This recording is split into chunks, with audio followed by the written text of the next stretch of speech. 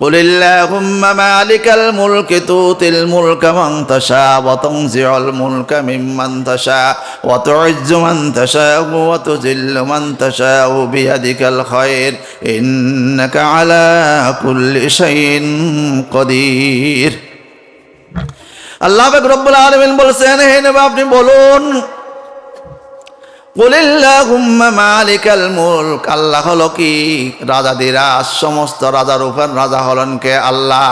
কুলিল্লাহুম্মা মালিকাল মুলক তুতিল মুলকা মান তাশা, আল্লাহ যাকে ইচ্ছে তাকে রাজত্ব দেয়। তুতিল মুলকা মান তাশা ওয়া তুইজ্জু মান তাশা ওয়া তুযিল্লু মান তাশা, যাকে ইচ্ছে সম্মান দে, যাকে ইচ্ছে অসম্মানিত করে। ওয়া তুইজ্জু মান তাশা বিয়াদিকাল খায়র, সে আল্লাহর হাতে সমস্ত কল্যাণ। ইন্নাকা আলা কুল্লি শাইইন কদির, সমস্ত শক্তির উপর শক্তিধর রাজাদিরাজ তিনি হলেন কে? আল্লাহ, আমার আল্লাহ। সুতরাং ক্ষমতা চাইতে হবে কার কাছে? কার কাছে চাইতে হবে? আল্লাহ পাক রব্বুল আলামিন কোরআনে পাকে বলেছেন, মুসলমানরা তোমরা মুসলমান ছাড়া অন্য কাউকে বন্ধু বানিও না। অন্য কাউকে বন্ধু বানিও না। অন্য কাউকে যদি বন্ধু বানাও মুসলমানদেরকে বাদ দিয়ে মিন দুনিল মুমিনিন, তাহলে তোমরা কি তাদের কাছে সম্মান তালাশ করতেছো না? সমস্ত সম্মানের ইজ্জতের মালিক হলো কে? আল্লাহ। সমস্ত ইজ্জতের মালিক আল্লাহ। সুতরাং ইজ্জত সম্মান তালাশ করতে হবে কার কাছে? আল্লাহর কাছে। এই ইজ্জত সম্মান পাইতে গেলে একজন ব্যক্তিকে আমাদেরকে কি করতে হবে? মেনে চলতে হবে। তিনি হলেন কে? মুহাম্মদ রাসূলুল্লাহ সাল্লাল্লাহু আলাইহি ওয়াসাল্লাম। কবি ইকবাল বলেন, মোহাম্মদকে মানলে তবে আল্লাহকেও সে তাই পাবে। মোহাম্মদকে মানলে তবে আল্লাহকেও সে তাই পাবে। আরশ কুরসি লৌহ কলম সবে তখন তোদের হবে। আরশ কুরসি লৌহ কলম সবে তখন তোদের হবে। কাকে মানতে হবে? আল্লাহর রাসূলকে মানতে হবে।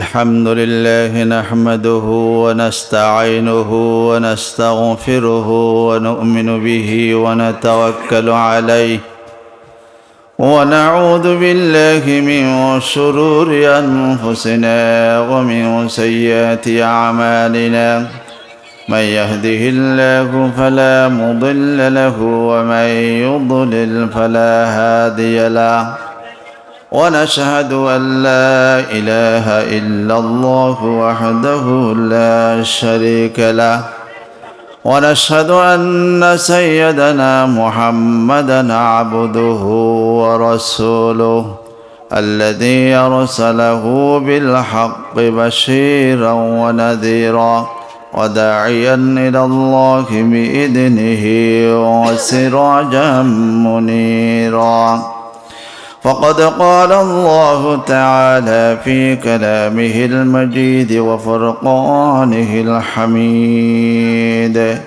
أعوذ بالله من الشيطان الرجيم بسم الله الرحمن الرحيم إن الله وملائكته يصلون على النبي يا أيها الذين آمنوا صلوا عليه وسلموا تسليما صلى الله على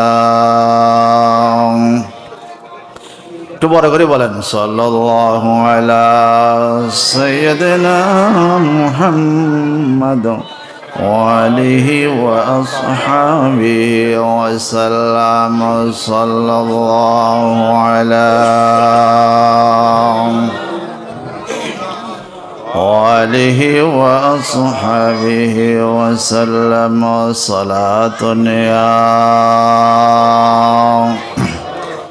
رسول الله عليكم سلام يا حبيب الله करो हरगिज़ न जन्नत की तमन्ना, जो मिल जाए जगह मुझको मदीना।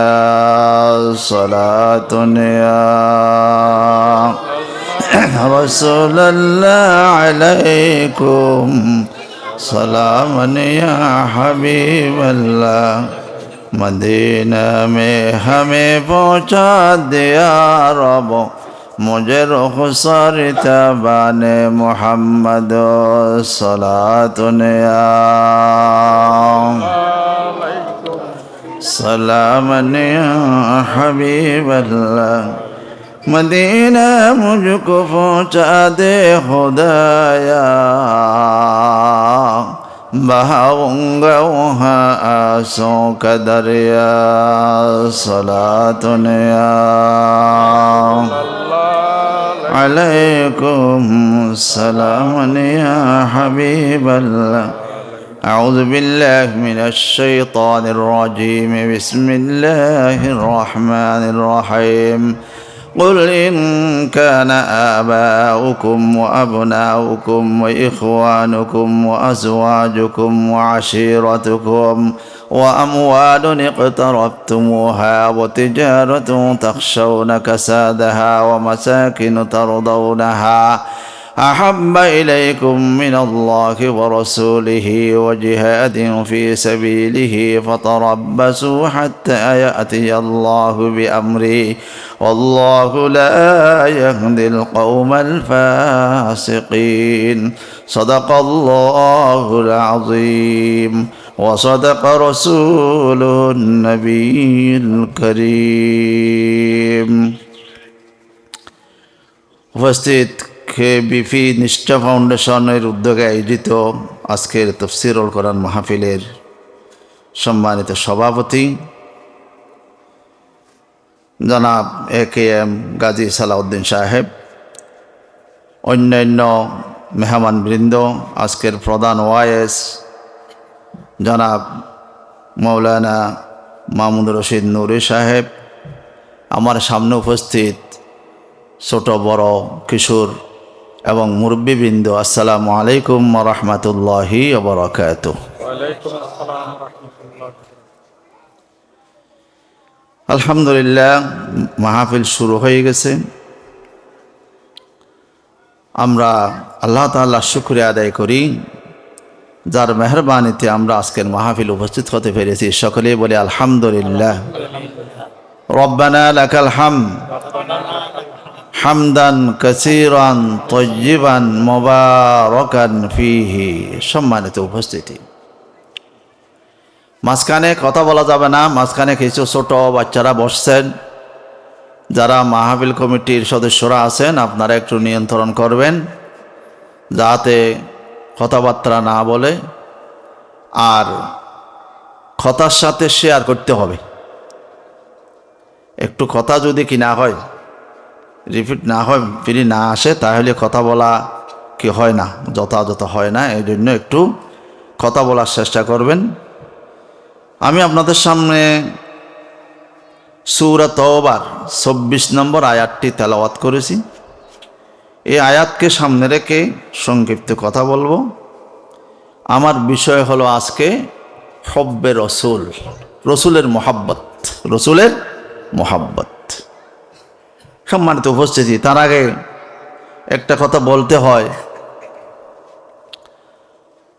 বর্তমান আমাদের মুসলমানদের মধ্যে বিভিন্ন গ্রুপে বিভক্ত। আমরা এক মাহফিলে অন্যরা যাই না, ওদের মাহফিলে আমরা যাই না, আমাদের মাহফিলে অন্যরা আসে না। এইভাবে কিছু গ্রুপিং আমাদের মধ্যে হয়ে গেছে। এই গ্রুপিং মিটাই ফেলতে হবে। আমাদের একটি মাত্র পরিচয় হবে, সেটা হবে কি? আমরা মুসলমান। আমরা কি? মুসলমান। কবি ইকবাল মরহুম রহমতুল্লাহ আলাইহি বলেছেন, জাতি হিসাবে মুসলমানের লভ্য ক্ষতি উভয় একই। জাত হিসাবে মুসলমানের লভ্য ক্ষতি উভয় একই। আল্লাহ বলো, কাবা বলো, কোরআন বলো, সবই একই। নবী বলো, ধর্ম বলো, কোরআন বলো তা হবে কই, তবে কি যে কঠিন ছিল তারাও যদি হতো একই। কিন্তু কেউ তাদের জাত্যা বিমান, কেউ আবার দলাদলি, কিন্তু কেউ তাদের জাত্যা বিমান, কেউ আবার দলাদলি। এসব কি আর ববের মাঝে মহান হওয়ার ক্রিয়া বলি, এসব কি আর ববের মাঝে মহৎ হওয়ার ক্রিয়া বলি। কেন মত পার্থক্য?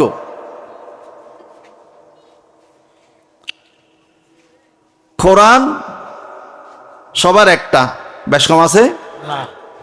একই কোরআন। হাদিস বুখারী শরীফ জামিয়া মাদ্রাসাতে যে বুখারী শরীফ পড়ায়, হাটাজারি মাদ্রাসাতেও একই বুখারী শরীফ পড়ায়। জামিয়া মাদ্রাসাতে যে মুসলিম শরীফ পড়ায়, হাটাজারি মাদ্রাসাতেও একই মুসলিম শরীফ পড়ায়। হজ করতে গেলে কাবা কি দুইটা না একটা? একটা। সবাই একই কাবা শরীফে কি হজ করি। মদিনা শরীফে আল্লাহ রসুলের কবর জিয়ারত করাইতে গেলে একজনের কবরে কি করি? জিয়ারত করি। ওখানে কোনো কি নেই, পার্থক্য নাই। তা আমাদের ভিতরে এত গ্রুপিং কেন?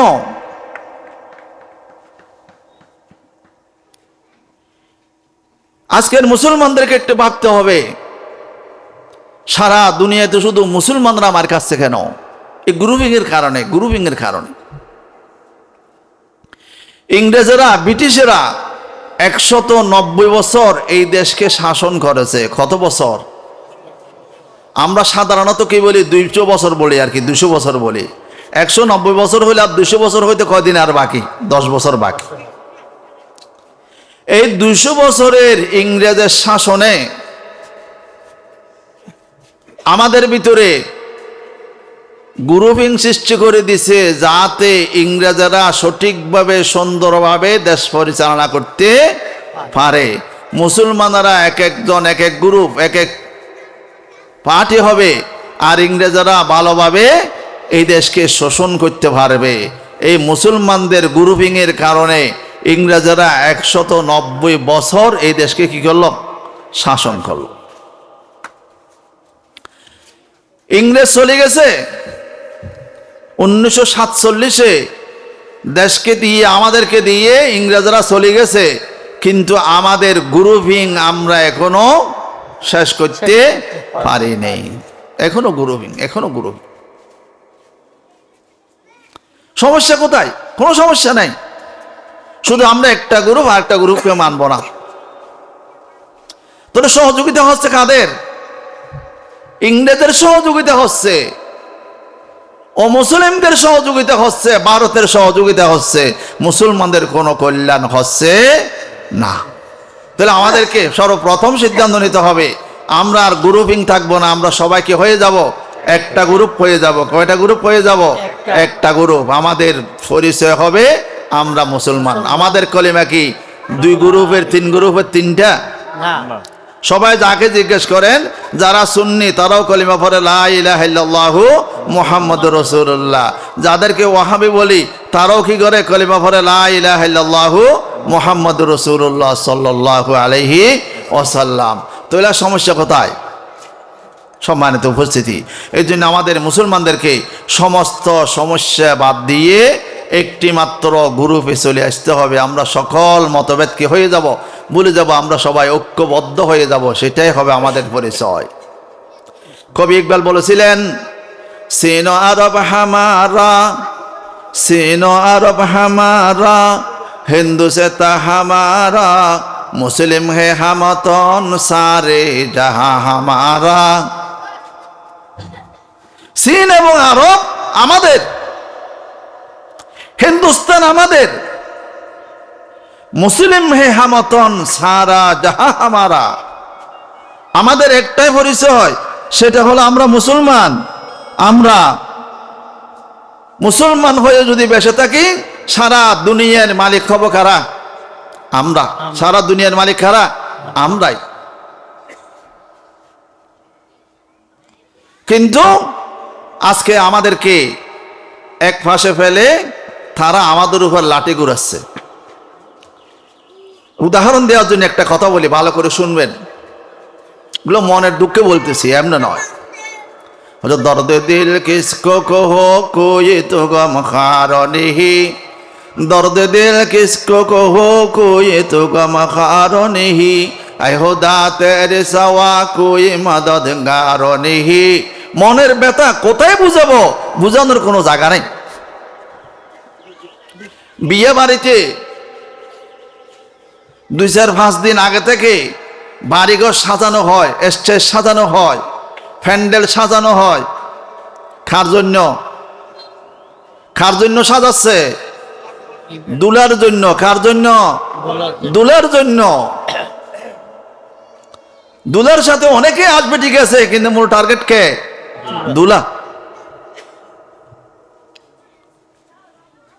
এই সাজানোর পরে বিয়ের দিন বরাতি আসলো, আতরাফ আসলো, দুলা আসলো, দুলার বন্ধু বান্ধব আসলো, দুলার বন্ধু বান্ধব সবাই খাওয়ার পর সর্বশেষ একটা সব, এই সবের নাম হলো দুলার সব। কার সব?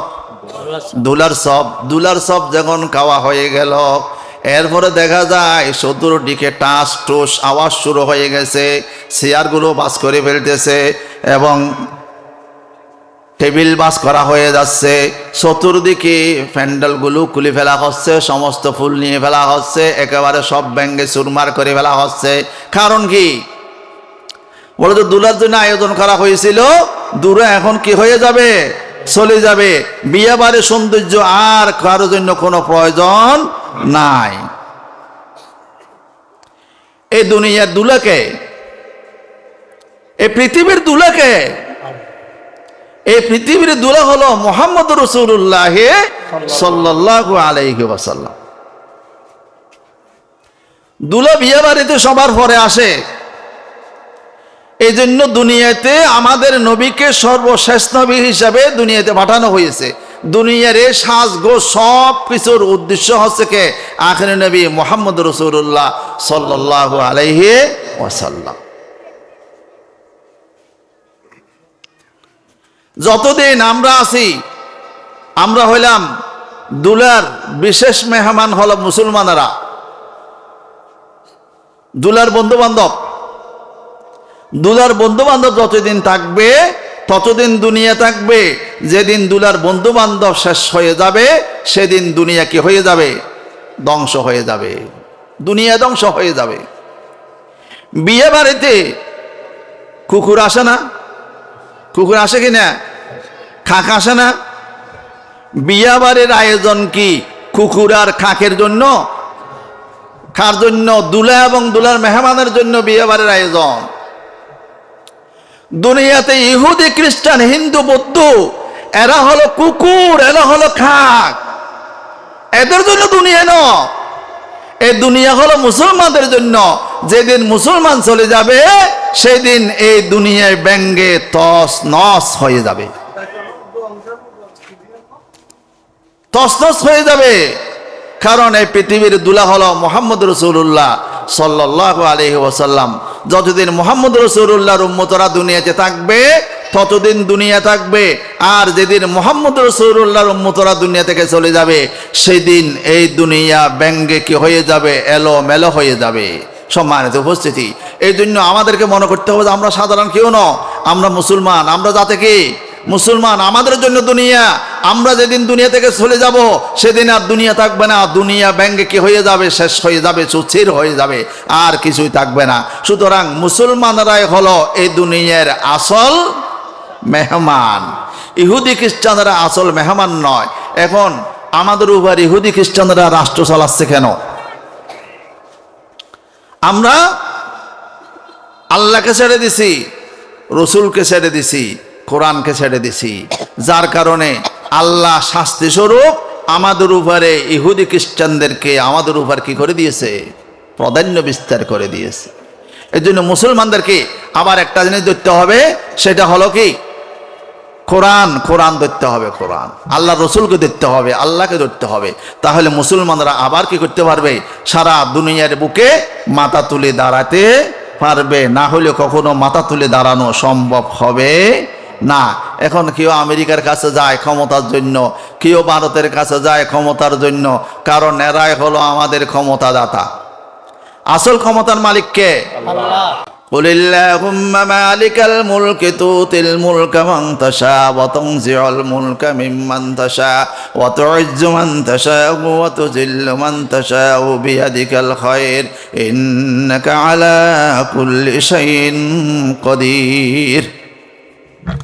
আল্লাহ পাক রব্বুল আলামিন বলেছেন, হে নবী আপনি বলুন, কুলিল্লাহুম্মা মালিকাল মুলক, আল্লাহ হলো কি রাজাদিরাজ, সমস্ত রাজার উপর রাজা হলেন কে? আল্লাহ। কুলিল্লাহুম্মা মালিকাল মুলক তুতিল মুলকা মান তাশা, আল্লাহ যাকে ইচ্ছে তাকে রাজত্ব দেয়। তুতিল মুলকা মান তাশা ওয়া তুইজ্জু মান তাশা ওয়া তুযিল্লু মান তাশা, যাকে ইচ্ছে সম্মান দেয়, যাকে ইচ্ছে অসম্মানিত করে। ওয়া তুইজ্জু মান তাশা বিয়াদিকাল খায়র, সে আল্লাহর হাতে সমস্ত কল্যাণ। ইন্নাকা আলা কুল্লি শাইইন কদির, সমস্ত শক্তির উপর শক্তিধর রাজাদিরাজ তিনি হলেন কে? আল্লাহ। আমার আল্লাহ। সুতরাং ক্ষমতা চাইতে হবে কার কাছে? কার কাছে চাইতে হবে?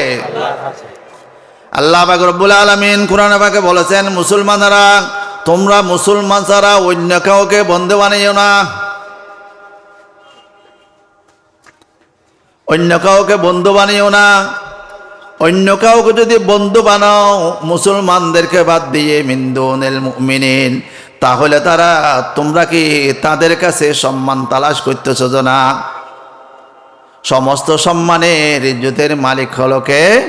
আল্লাহ। সমস্ত ইজ্জতের মালিক আল্লাহ। সুতরাং ইজ্জত সম্মান তালাশ করতে হবে কার কাছে? আল্লাহর কাছে। এই ইজ্জত সম্মান পাইতে গেলে একজন ব্যক্তিকে আমাদেরকে কি করতে হবে? মেনে চলতে হবে। তিনি হলেন কে? মুহাম্মদ রাসূলুল্লাহ সাল্লাল্লাহু আলাইহি ওয়াসাল্লাম। কবি ইকবাল বলেন, মোহাম্মদকে মানলে তবে আল্লাহকেও সে তাই পাবে। মোহাম্মদকে মানলে তবে আল্লাহকেও সে তাই পাবে। আরশ কুরসি লৌহ কলম সবে তখন তোদের হবে। আরশ কুরসি লৌহ কলম সবে তখন তোদের হবে। কাকে মানতে হবে? আল্লাহর রাসূলকে মানতে হবে। এই কথাটি আল্লাহ পাক রব্বুল আলামিন বলেছেন, কুল ইন কানা আবাউকুম ওয়া আবনাউকুম ওয়া ইখওয়ানুকুম ওয়া আজওয়াজুকুম ওয়া আশীরাতুকুম ওয়া আমওয়ালুন ইকতারাবতুমুহা ওয়া তিজারাতুন তাখশাউনা কাসাদাহা ওয়া মাসাকিনু তারদাউনাহা আহাব্বা ইলাইকুম মিনাল্লাহি ওয়া রাসূলিহি ওয়া জিহাদিন ফি সাবিলিহি ফাতারাব্বাসু হাত্তা ইয়াতিয়াল্লাহু বিআমরি ওয়াল্লাহু লা ইয়াহদিল কওমাল ফাসিকিন। দুনিয়াদারি করা যাবে, দুনিয়াদারি ইসলামে কি নয়? মানানো। আল্লাহ তাআলা 8টি কথা বলেছেন। প্রথমে কয়টা বিষয়? 8টি বিষয়। 8টি বিষয় বলেছেন কি কি? কুল ইন কানা আবাউকুম, তোমাদের পিতামাতা, ও আবনাউকুম, তোমাদের ছেলে সন্তান, ও ইখওয়ানুকুম, তোমাদের ভাই ব্রাদার, ও আজওয়াজুকুম, তোমাদের স্ত্রী, ও আশীরাতুকুম, তোমাদের নিকট আত্মীয়, ও আমওয়ালুন ইকতারাবতুমুহা, তোমাদের মাল সম্পদ, ও তিজারাতুন তাখশাউনা কাসাদাহা, তোমাদের ব্যবসা। এগুলো সব জায়েজ, এগুলো সব করা যাবে। কিন্তু এই সমস্ত বিষয়গুলো 3টা বিষয়ের চাইতে বেশি প্রিয় হতে পারবে না। ও 3টা বিষয় কি? আহাব্বা ইলাইকুম মিনাল্লাহি ওয়া রাসূলিহি ওয়া জিহাদিন ফি সাবিলিহি। আহাব্বা ইলাইকুম মিনাল্লাহি ওয়া রাসূলিহি ওয়া জিহাদিন ফি সাবিলিহি। আহাব্বা, যারা মাদ্রাসায় পড়ছে তারা ভালো করে বুঝবেন, এইটাকে বলা হয় ইসমে তফজিল। তারতম্য করা হয়। ওই 8টি বিষয় নাজায়েজ নয়, হারাম নয়, তবে 8টি বিষয় পরবর্তী 3টা বিষয়ের চাইতে বেশি গুরুত্বপূর্ণ হতে পারবে না। সেটা হলো কি? 3টা বিষয় কি? আল্লাহ, আল্লাহর রাসূল, আল্লাহর পথে জিহাদ। আয়াতটা কি বলছিলাম? কোন সূরা? সূরা তওবা আয়াত নম্বর 24। সূরা তওবা আয়াত নম্বর 24। যদি আমার কথা বিশ্বাস না হয়, ঘরে গিয়ে বাংলা কোরআন শরীফ খুলে এই আয়াতের অর্থটা আপনারা দেখবেন। আল্লাহ, আল্লাহর রাসূল, আল্লাহর পথে জিহাদের ভালোবাসা বেশি থাকতে হবে। সকালবেলা মুয়াজ্জিন সাহেব আযান দিল। সকালবেলার আযানে মুয়াজ্জিন সাহেব একটা শব্দ দুইবার বলে, বেশি বলে, অন্যান্য সাইরক্ত চাইতে বেশি বলে। মুয়াজ্জিন সাহেব কি বলে? আসসালাতু খায়রুম মিনান নাওম, আসসালাতু খায়রুম মিনান নাওম। আপনি কিন্তু খুব আরামের ঘুম যাচ্ছেন, শীত পড়তেছে, একটু একটু বালিশটা নিয়ে খুব আরামে ঘুমাইছেন, চাদর গায়ে দিয়েছেন, খুব আরাম লাগতেছে, ঘুম থেকে উঠতে ইচ্ছা হচ্ছে না। আপনি যদি তখন বলো যে কম্বল তোমাকে কি করলাম, ছেড়ে দিলাম, আরামের বালিশ, আরামের তোষক তোমাকে ছেড়ে দিলাম, আমি দূর দিলাম কোথায়? কোন দিকে? আল্লাহর দিকে। মুয়াজ্জিন সাহেব বলেছেন আসসালাতু খায়রুম মিনান নাওম, হে আল্লাহর বান্দা ঘুম থেকে নামাজ উত্তম, হে আল্লাহর বান্দা ঘুম থেকে নামাজ উত্তম। তাহলে আপনি সত্যিকারের ইমানদার হলেন। আর যদি আপনি আযান শোনার পরেও বালিশটা মাথার নিচে দিয়ে আরামের ঘুম যান, তাহলে আপনি সত্যিকারের আল্লাহর বান্দা হতে পারবেন না। এটা হলো আল্লাহকে ভালোবাসা। কোরআনের উপর কত আঘাত আসতেছে, তখন আমি আর সহ্য করতে পারবো না, কোরআনের উপর আঘাত সহ্য করব না। এটা আল্লাহর কোরআন। তখন বোঝা যাবে আপনার ভিতরে কি আছে। আপনার ভিতরে আল্লাহর মহাব্বত আছে, আপনার ভিতরে কি আছে? আল্লাহর দরদ আছে। লাইলি মজনু নামে আমরা কিছু গল্প আগে থেকে শুনি। বিভিন্ন কিতাবাদিতেও লায়লা মজনুনের গল্প লেখা হয়েছে, শোনানো হয়েছে। মজনুন প্রতিদিন লাইলি মজনুনের জন্য নাস্তা পাঠায়, কিন্তু বাহিরে অনেক মজনু বসে আছে, ওরা বসে বসে লাইলির নাস্তাগুলো খায়। লাইলি একদিন চিন্তা করলো, আসল মজনু নকল মজনু কি করতে হবে? একটু পরীক্ষা করতে হবে। কাজের ছেলেকে বলল, আজকে নাস্তা নয়, আজকে একটা পাতিল নিয়ে যাবে, ডেকচি নিয়ে যাবে, আর একটা ছুরি নিয়ে যাবে। মজনুকে বলবে যে লাইলি বলছে যে আপনার শরীর থেকে কিছু গোস্ত দিতে।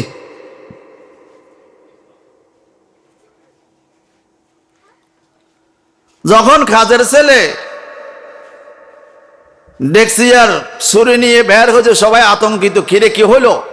প্রতিদিন নাস্তা আসে, আজকে ছুরি আর ডেকচি কেন? আজকে ছুরি আর ডেকচি কেন?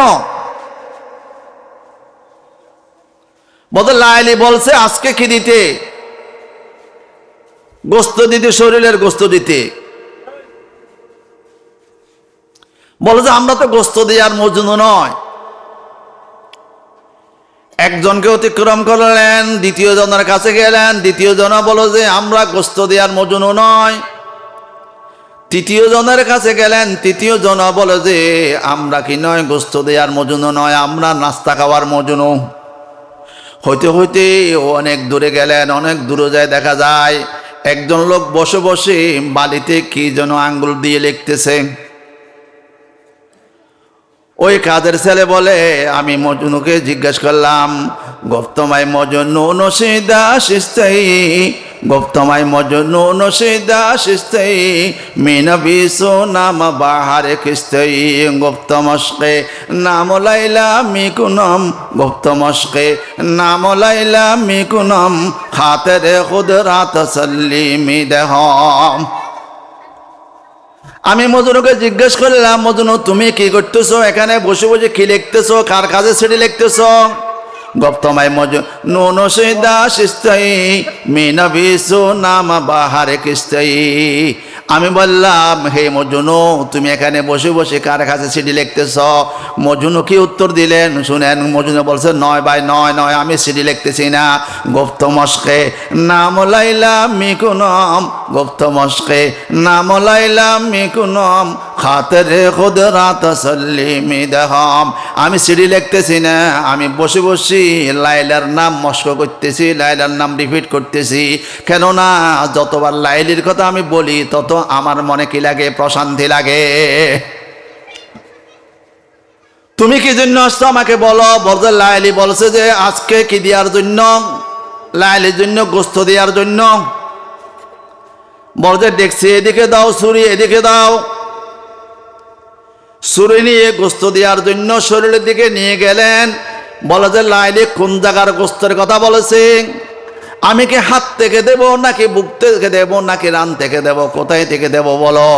বলো যে লাইলি তো আমাকে এই কথাটা বাঙ্গি বলে নাই, কোথায় থেকে গোস্ত দিবে এই কথা বলে নাই। বলো যে লাইলির কাছে যাই জিজ্ঞাসা করে আসো। লাইলির কাছে গিয়ে যখন জিজ্ঞেস করলেন, লাইলি বললেন গোস্ত আর প্রয়োজন নাই। আজকে প্রমাণিত হয়ে গেছে যাদেরকে তুমি প্রতিদিন নাস্তা খাওয়াও তারা কেউ মজনু নয়, মজনু হলো ওই পাগলা। আল্লাহ রসুলের মোহাব্বত কার ভিতর আছে? ইমানদারের নিশানাটি বলতেছি ভাই তোদের তরে, মৃত্যুকালে মৃদু হেসে মৃত্যুকে যে বরণ করে, মৃত্যুকালে মৃদু হেসে মৃত্যুকে যে বরণ করে। ইমানদার তো তারাই, নবীর মোহাব্বতকারী তো তারাই যারা স্বেচ্ছায় নিজের জীবনকে বিলিয়ে দিতে পারে। এরাই হলো কি নবীর আশেক, আশেক রাসূল। এজন্য আল্লাহ তাআলা বলছেন, হাব্বা ইলাইকুম মিনাল্লাহি ওয়া রাসূলিহি ওয়া জিহাদিন ফি সাবিলিহি। তিনটা জিনিসকে বেশি ভালোবাসতে হবে। একটা হলো আল্লাহ, এক নম্বর কাকে ভালোবাসতে হবে? আল্লাহ। আল্লাহ পাক রব্বুল আলামিন কোরআনে বলেছেন, কুল ইন কুনতুম তুহিব্বুনাল্লাহ ফাত্তাবিউনি ইউহিব্বুকুমুল্লাহ। হে নবী, আপনি বলে দিন, যদি তোমরা আল্লাহর ভালোবাসা চাও আমি নবীকে অনুসরণ করো। কুল ইন কুনতুম তুহিব্বুনাল্লাহ ফাত্তাবিউনি ইউহিব্বুকুমুল্লাহ। তাহলে আল্লাহর ভালোবাসা পেয়ে যাবে। আল্লাহর ভালোবাসা কোথায়? নবীর অনুসরণের মধ্যে। নবীকে অনুসরণ করলে আল্লাহর ভালোবাসা পেয়ে যাবে। এই যে কবি ইকবালের কথা যেটা বললাম, মোহাম্মদকে মানলে তবে আল্লাহকেও সে তাই ভাবে, মোহাম্মদকে মানলে তবে আল্লাহকেও সে তাই ভাবে। আরশ কুরসি লৌহ কলম সবে তখন তোদের হবে, আরশ কুরসি লৌহ কলম সবে তখন তোদের হবে। কুল ইন কুনতুম তুহিব্বুনাল্লাহ ফাত্তাবিউনি ইউহিব্বুকুমুল্লাহ। আল্লাহর ভালোবাসা চাইলে আমি নবীকে মেনে চলো, আল্লাহর ভালোবাসা অটোমেটিকলি আসে যাবে। সম্মানিত উপস্থিতি, রসুলকে কিরকম ভালোবাসতে হবে? রসুলকে কি ধরনের ভালোবাসতে হবে? ওয়ান আব্দুল্লাহ ইবনে হিশাম রাদিয়াল্লাহু তাআলা আনহু قال كنا مع النبي صلى الله عليه وسلم وهو آخذ بيد عمر بن الخطاب رضي الله تعالى عنه। আব্দুল্লাহ ইবনে হিশাম রাদিয়াল্লাহু তাআলা আনহু থেকে বর্ণিত, তিনি বলেন, আমরা আল্লাহর রসুলের সাথে ছিলাম। কার সাথে ছিলাম? কার সাথে ছিল? আল্লাহর রসুলের সাথে ছিলাম। ওহুয়া আখিযুম বিয়াদি ওমর ইবনুল খাত্তাব রাদিয়াল্লাহু তাআলা আনহু। আল্লাহর রসুল এইভাবে ওমরের হাত ধরলেন। এইভাবে কি ধরছেন? ওমরের হাত ধরছেন। ফাকালা লাহু ওমর, ওমর আল্লাহ রসুলকে বললেন, লা আনতা আহাব্বু ইলাইয়া মিন কুল্লি শাই। হে আল্লাহ রসুল, আমি আপনাকে সমস্ত বস্তুর চাইতে, সমস্ত জিনিসের চাইতে আপনাকে বেশি ভালোবাসি। আপনাকে কি বাসি? বেশি ভালোবাসি। ইল্লা মিন নফসি, তবে আমার প্রাণের চাইতে আপনাকে বেশি ভালোবাসি না। আর সব কিছু সাথে কি বেশি কি করি? ভালোবাসি। ভালোবাসার পর্যায়টা কতটুকু? শুধু ভালোবাসি ভালোবাসি ভালোবাসি বললে হবে না।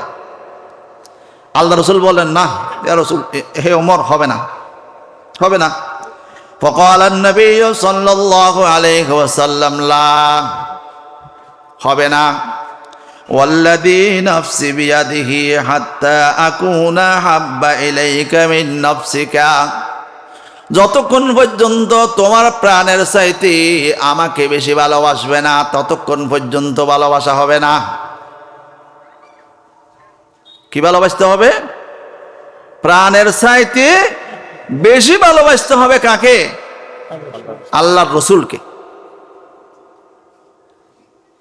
এবার হযরত ওমর কি বললেন? ফাকাল লাহু ওমর, হযরত ওমর বললেন, ফাইন্নাহুল আন লা আনতা আহাব্বু ইলাইয়া মিন নাফসি, তাহলে আমি এখন বললাম, হে আল্লাহর রসুল, আমি আপনাকে আমার প্রাণের চাইতে বেশি ভালোবাসলাম, এখন থেকে আমি আমার প্রাণের চাইতে আপনাকে বেশি ভালোবাসি। তখন আল্লাহর নবী বললেন, আল-আন ইয়া ওমর, আল-আন ইয়া ওমর, আল-আন ইয়া ওমর, হে ওমর, এখন হলো, এখন সত্য হলো, এখন ঠিক কথা বলেছেন। আল্লাহর রসুলকে ভালোবাসতে হবে কার চাইতে বেশি? নিজের প্রাণের চাইতে বেশি, নিজের প্রাণের চাইতে বেশি। আল্লাহর প্রিয় হাবিব মুহাম্মদ রাসূলুল্লাহ সাল্লাল্লাহু আলাইহি ওয়াসাল্লাম হিজরত করবেন। ভালোবাসা দেখেন, আল্লাহ রসুল কি করবেন? হিজরত করবেন, মক্কা থেকে মদিনায় চলে যাবেন। কাফেররা জেনে ফেলছেন মুহাম্মদ মক্কা ছেড়ে মদিনায় চলে যাবে। কাফেররা পরামর্শ বসছে, দারুন নদওয়া তাদের পরামর্শকর, ওই ঘরে তাদের সংসদ ভবন, পরামর্শ হলো, বিভিন্ন প্রস্তাব আসছে। সর্বশেষ আবু জেহেল বলল, আমার একটা প্রস্তাব আছে। বলে, সেটা হলো কি? বলে যে এলাকার প্রতিটি গোত্র, প্রতিটি বাড়ি থেকে এক একজন যুবককে বাছাই করো, সন্ত্রাসী যুবক, এদেরকে বাছাই করে সবার হাতে তলোয়ার দাও। যখন মুহাম্মদ বের হইবে চলে যাওয়ার জন্য, যখন কি হবে? বের হবে, সবাই মিলে মুহাম্মদকে কাটি কি করবে?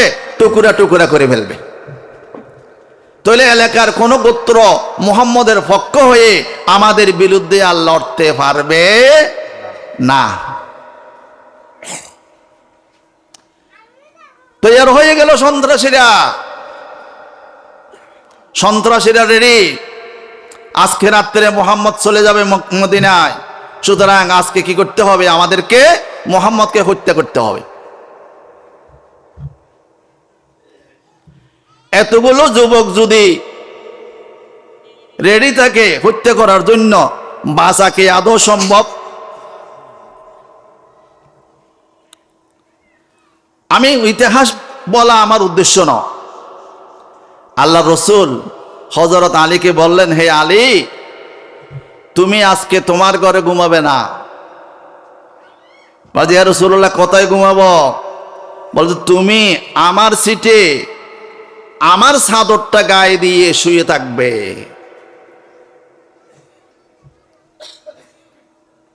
হযরত আলী একটিবার বলেন যে, ইয়া রাসূলুল্লাহ, যদি আমাকে হত্যা করে ফেলে? এই কথাটা হযরত আলী একবার বলা নাই। বলেন, রাসূলুল্লাহ, ঠিক আছে, আমি আপনার খাটে আপনার চাদর গায়ে দিয়ে, মাথা পর্যন্ত কি দিয়ে, চাদর গায়ে দিয়ে আমি কি থাকবো? শুয়ে থাকবো। দেখেন তো, মরার জন্য সিদ্ধান্ত না। এমনও তো হইতে পারে তারা রাত্রে ঘরে ঢুকে মুহাম্মদকে কি করবে? হত্যা করবে। মুহাম্মদ মনে করে আলীকে কি করবে? হত্যা করে ফেলবে। হইতে পারে না? কি দেখাতে চাচ্ছি? নিজের প্রাণের চাইতে আমি মুহাম্মদকে কি করি? বেশি ভালোবাসি। নিজের প্রাণের চাইতে মুহাম্মদকে বেশি ভালোবাসি। আল্লাহ হাবিব মুহাম্মদ রাসূলুল্লাহ সাল্লাল্লাহু আলাইহি ওয়াসাল্লাম রেডি হয়ে গেলেন, মদিনা চলে যাবেন। বাহিরে তারা বসে আছেন মুহাম্মদ কখন বের হয়। আল্লাহ পাক রব্বুল আলামিন হযরত মুহাম্মদ সাল্লাল্লাহু আলাইহি ওয়াসাল্লামকে বলেছেন, হে মুহাম্মদ আপনি এক মুষ্টি কিনেন, বালি নেন, মাটি নেন, মাটি নিয়ে কি করেন, ওই মাটিতে একটি ইয়াসিন সূরার আয়াতটা পড়ে কি দেন, ফুদেন। وجعلنا من بين أيديهم صدا ومن خلفهم صدا فأغشيناهم فهم لا يبصرون। বলে যে এই আয়াতটি পরে কি করেন, মাটিতে ফু দিয়ে মাটিগুলো কি করেন, বাহিরে নিক্ষেপ করেন। আল্লাহ পাক রব্বুল আলামিন বলেন, হে নবী আপনি যখন মাটি নিক্ষেপ করলেন আমি মাটিগুলো তাদের সকলের চোখে মুখে পৌঁছায় দিয়েছি। সবাই বলতেছে চোখে কি হলো, চোখে কি হলো, চোখে কি হলো, এইভাবে হয়ে তাদের ঘুম আসি গেছে। এমন সময় আল্লাহর রসুলের ঘর থেকে বেরিয়ে চলে গেল, সুবহানাল্লাহ। কিন্তু শুয়ে থাকছে কে? হযরত আলী রাদিয়াল্লাহু তাআলা আনহু কি আল্লাহ রসুলের সিঁড়ি শোয়া।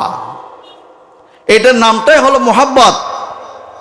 আল্লাহর হাবিব মুহাম্মদ রাসূলুল্লাহ সাল্লাল্লাহু আলাইহি ওয়াসাল্লাম এই রাতের বেলায় গভীর রজনীতে উঠে চলে গেলেন হযরত আবু বকরের বাড়িতে। আবু বকরের বাড়িতে গিয়ে আবু বকরের ঘরের দরজায় গিয়ে বললেন, আস্তে করে বললেন, হে আবু বকর। সাথে সাথে আবু বকর বললেন, লব্বাইকা ওয়া সাআদাইকা ইয়া রাসূলুল্লাহ সাল্লাল্লাহু আলাইহি ওয়াসাল্লাম। আবু বকর বললেন, হে আল্লাহর রাসূল আমি তো রেডি, আমি প্রস্তুত, আপনি কি জন্য আসছেন বলেন। আল্লাহর নবী বলেন, হে আবু বকর তুমি কি রাত্রে ঘুমাও না, রাত্রে কি তোমার ঘুম আসে না? হযরত আবু বকর বললেন, হে আল্লাহর রাসূল আপনি যেদিন বলেছিলেন আবু বকর হয়তো মদিনায় হিজরত করতে হবে, ওই দিন থেকে আবু বকরের পিঠ রাতের বেলায় আর বিছানায় লাগে নাই। আমি দরজায় দাঁড়িয়ে দাঁড়িয়ে অপেক্ষা করি কখন আল্লাহর নবী আসি আবু বকর বলে ডাক দিবেন। সাথে সাথে আল্লাহর নবীকে যদি আমি জবাব দিতে না পারি আল্লাহর নবীর কষ্ট হবে। এই জন্য আমি সারা রাত না ঘুমিয়ে এই দরজায় দাঁড়িয়ে থাকি। সুবহানাল্লাহ। এগুলো হলো কি? मोहब्बत। और मोहब्बत का आजिब शय है बयान करना नामुमकिन है। मोहब्बत का आजिब शय है बयान करना नामुमकिन है। न मरता हो न जीता हो आजिब हालत हमारा है। एक एक जन एक एक जिनिसेर मोहब्बत करे। और मस्त आशिक मस्त माशुक पादशाह मालूम मस्त मागरीबा हाल मस्त आशिका दीदारु मस्त। কেউ চায় আমার ব্যবসাটা কি হোক, ভালো হোক, ব্যবসার মোহাব্বত। আর কেউ চায় আমার প্রেমিকাটা আমি যদি বিয়ে করতে পারি এটাই হলো আমার মোহাব্বত। আর কেউ চায় আমি যদি একটা সুন্দর ঘর বাঁধতে পারি এটাই হলো মোহাব্বত। কিন্তু যারা আল্লাহর নবীকে ভালোবাসে তারা কি বলে, जिसे चाहे तो दे दुनिया की दौलत, जिसे चाहे तो दे दुनिया की दौलत, हमी मस्ते मोहब्बत कर खुदाया बता हमको तेरी राह किस तरफ है, तेरी राह पर चला हमको खुदाया। যারা আল্লাহকে ভালোবাসে রসুলকে ভালোবাসে তারা দুনিয়ার আর কিছু ভালোবাসে না। আল্লাহর ভালোবাসা পাইলে রসুলের ভালোবাসা পাইলে এটাই হলো আমার জন্য যথেষ্ট। আল্লাহ এবং আল্লাহ রসুলের ভালোবাসা লাগবে। কি রকম ভালোবাসা লাগবে? আমার প্রাণের চাইতে বেশি আল্লাহ এবং আল্লাহ রসুলকে কি করতে হবে? ভালোবাসতে হবে। সম্মানিত উপস্থিতি, সময় শেষ হয়ে যাচ্ছে। আমরা বলি আল্লাহ রসুলকে ভালোবাসা, আল্লাহ রসুলকে ভালোবাসবো কিভাবে? এই কথাটা বলে আমার কথা শেষ করে দিচ্ছি। কারো মুখের কথা নয়, আখির নবী মুহাম্মদ রাসূলুল্লাহ সাল্লাল্লাহু আলাইহি ওয়াসাল্লামের মুখের কথা। তিনি কি বলেছেন? قال النبي صلى الله عليه وسلم من أحب سنتي فقد أحبني ومن أحبني كان معي في الجنة। আমাকে ভালোবাসা মানে কি? আমার সুন্নতকে ভালোবাসা। মন আহাব্বা সুন্নতি ফকদ আহাব্বানি, যে ব্যক্তি আমার সুন্নতকে ভালোবাসলো সে আমাকে ভালোবাসলো।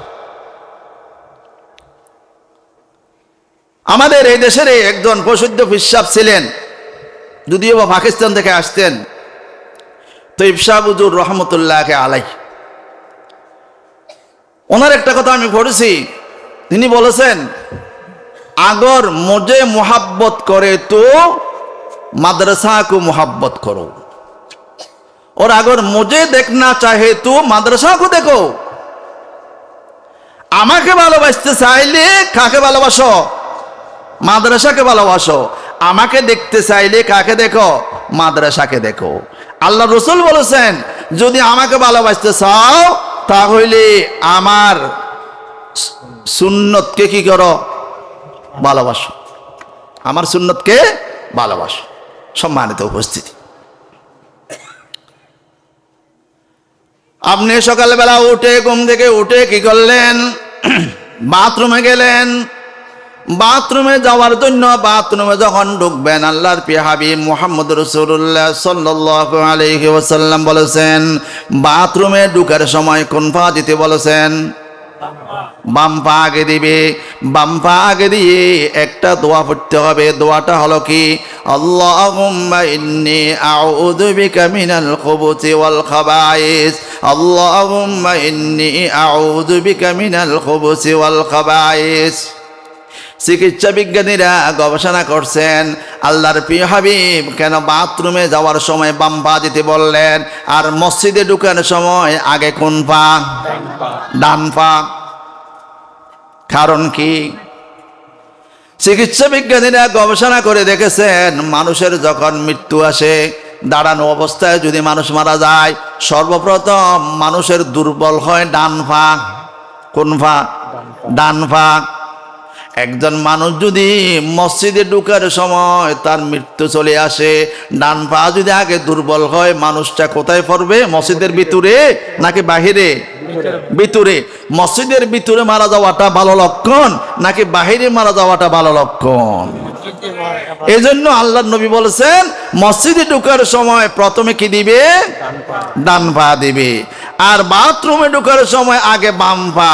কেন? বাথরুমে ঢুকার অবস্থায় যদি কারো মৃত্যু এসে যায়, তাহলে সেই যাতে বাথরুমের কোথায় পড়ে?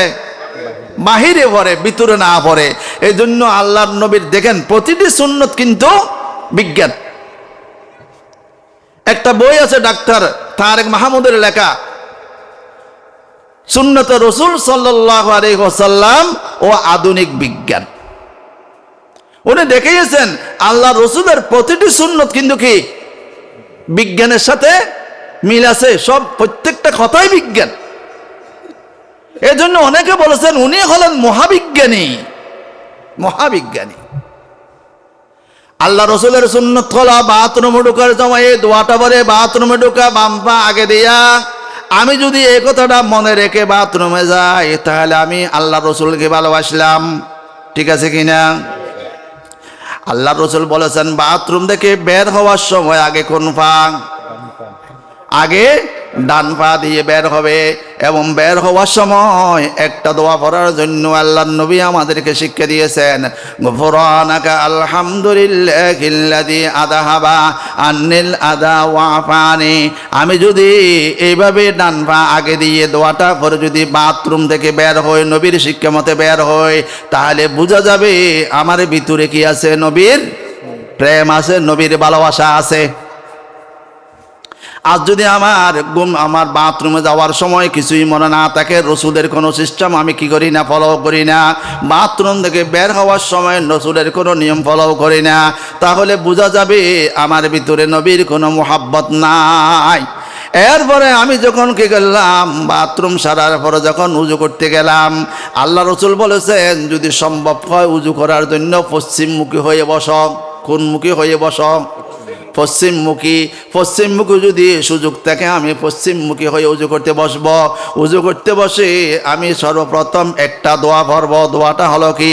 বিসমিল্লাহিল আলিয়্যিল আযীম আলহামদুলিল্লাহি আলা দীনিল ইসলাম আল ইসলামু হাক্কুন ওয়াল কুফরু বাতিলুন আল ইসলামু নূরুন ওয়াল কুফরু যুলমাতুন। হে আল্লাহর বান্দা, আপনার ভিতরে যদি নবীর মোহাব্বত থাকে, তাহলে আপনি উজু করার শুরুতে দোয়াটা অবশ্যই পড়বেন, তাহলে বোঝা যাবে আপনার ভিতরে কি আছে, নবীর মুহাব্বত আছে। আর যদি কথা বলে বলি উজুখানায় যান, উজুখানায় যাওয়ার পরে কথা বলতে বলতে উজু শুরু করে দেন, তাহলে বুঝা গেল যে আপনার ভিতরে নবীর মুহাব্বত নাই। এরপরে আপনি উদু সারলেন, উদু সারার পরে আপনি যখন মসজিদে যাওয়ার জন্য মসজিদের দিকে এগিয়ে গেলেন, মসজিদে যখন ঢুকবেন ডান পা দিয়ে একটা দোয়া পড়ার জন্য বলেছেন। দোয়াটা হলো কি, আল্লাহুম্মা আফতাহ লি আবওয়াবা রাহমাতিক, আল্লাহুম্মা আফতাহ লি আবওয়াবা রাহমাতিক। হে আল্লাহ, আমার জন্য তোমার রহমতের সমস্ত দরজাগুলো খুলে দাও। এই কথা বলে আমি মসজিদে ঢুকলাম।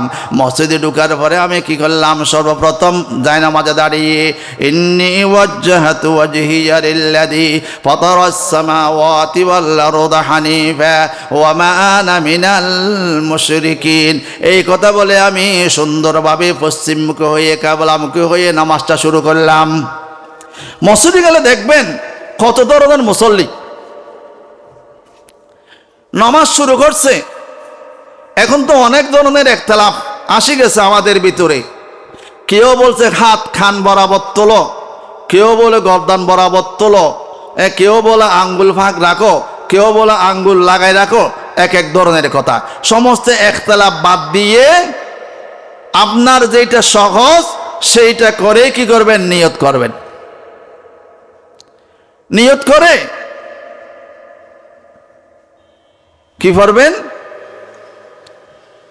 এখন শুধু আমরা বলে যে রসুলের মুহাব্বত, আমি তো মুসলমানে হতে পারি নাই।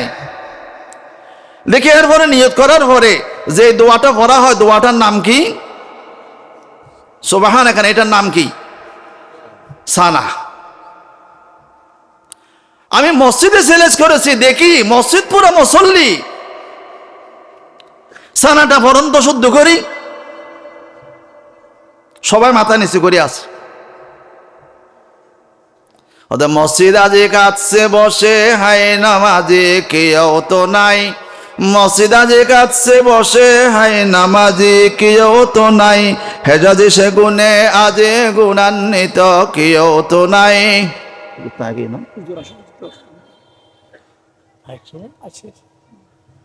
মসজিদ আছে কিন্তু মুসল্লি নাই।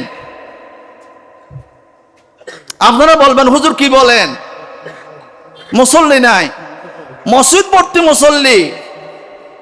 মসজিদ একতলা হচ্ছে না, দোতলা পুরাইছি, দোতলা বানছি, দোতলা হচ্ছে না, তিনতলা করছি, মুসল্লি। বলে যে না, মসজিদ আজে কাছে বসে হাই নামাজি কেউ তো নাই, হেজাজি সে গুনে আজে গুণান্বিত কেউ তো নাই। আল্লাহ রসুলের পিছনে যারা নামাজ পড়তেন তাদের মতো নামাজি মসজিদে নাই। নামাজ জানি পড়ে এই ধরনের মুসল্লি খুব কম। বড় লোকরা যারা পয়সাওয়ালা তারা মসজিদে আসে না। ওদের মসজিদে আজ কাতারে বেঁধে নামাজে পড়ে গরিবেরা, মসজিদে আজ কাতারে বেঁধে নামাজে পড়ে গরিবেরা, উপবাসের কষ্ট সয়ে রোজা রাখে গরিবেরা, তোদের যাহা সম্মান আছে তাও রেখেছে গরিবেরা, আমায় যারা স্মরণ করে তারাও সেই গরিবেরা। দনের নেশায় বিভোর হয়ে, দনের নেশায় বিভোর হয়ে দুনিয়ায় গেছে বলে, ইসলাম আজও জিন্দায় আছে দরিদ্রের দোয়া বলে। মুসল্লি নাই, মানুষ আছে। এক বলে ধার্মিক রাজা মেজবান দিচ্ছে, মেজবানের দাওয়াতি মেহমান হলো মসজিদের মুসল্লিরা। প্রধান উজিরকে বলছেন সমস্ত মসজিদের মুসল্লিদেরকে আমার মেজবানে দাওয়াত দাও। প্রধান উজিরে ছিল আরেক ধার্মিক, সব মসজিদে এক একজনকে পাঠাইছে, কিন্তু রাজার মসজিদের দায়িত্ব নিজে নিছে। নিয়ে বলে যে আজকে আসরের নামাজ পড়ে সবাই একসাথে বের হবেন না, একজন একজন বের হবেন, ইন্টারভিউ হবে। মসজিদের দরজায় বসে ইন্টারভিউ নেওয়া শুরু করছে। দেখি আপনি মুসল্লি আত্তাহিয়াতু বলেন, বলতে পারি না। আরেকজনকে জিজ্ঞেস করছে দরুদ শরীফ বলেন, বলতে পারি না। আরেকজনকে বলে তো আয়ে কুনুত পড়ুন, পারি না। সবাই ফিল কোন রকম পারছে তিনজন মুসল্লি। এই তিনজনকে বলছে রাজার বাড়িতে মেজবান আছে, আপনারা মেজবান খাইতে যাবেন। মেজবানের দিন রাজা বলে কি রে, চতুর্দিকের মসজিদের মুসল্লিরা এসে ভাত খেয়ে যাচ্ছে, আমার মসজিদের মুসল্লিরা কোথায়? প্রধান উজিরকে ডাকলো। প্রধান উজির আসে বলে যে বাদশা সাহেব, রাজা সাহেব, আপনার মসজিদের মুসল্লিদের ইন্টারভিউ নিয়েছিলাম, ইন্টারভিউ নিয়ে তিনজন মুসল্লি পাইছি কোন রকম, এখানে আর কোনো মুসল্লি নাই, এগুলো সব হলো নামে মাত্র মুসল্লি, কাজে মুসল্লি কেউ নাই। মসজিদ আজে কাছে বসে হাই নামাজি কেউ তো নাই, হেজাজি সেগুনে আজি গুণান্বিত কেউ তো নাই। যা হোক, আমার কথা শেষ করে দিচ্ছে, আমাদের প্রধান আলোচক চলে আসছেন। সম্মানিত উপস্থিতি, বলতে চাইছিলাম এটাই, আপনার ভিতর আমার ভিতর যদি আল্লাহ রসুলের ইশক থাকে, তাহলে আমি নামাজ কাজা করতে পারি না, ইসলামের বিরুদ্ধে কথা বলতে পারি না।